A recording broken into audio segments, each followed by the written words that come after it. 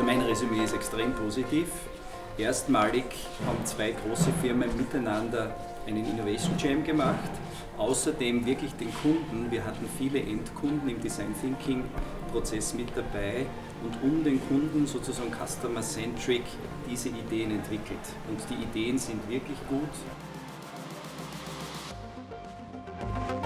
Die Kooperation von Porsche Holding und A1 ist die Kooperation von zwei unterschiedlichen Industrien miteinander. Und ich glaube, da wo unterschiedliche Industrien mit einem gemeinsamen Ziel, Mobilität, zusammenarbeiten, dort entsteht Mehrwert für Kunden. Und ich glaube, das ist der Mehrwert für uns. Es war total interessant, es war hilfreich, privat sowie beruflich, und ich würde es auf jeden Fall mitmachen und jedem empfehlen, der die Möglichkeit hat, an so einem Innovation Jam teilzunehmen.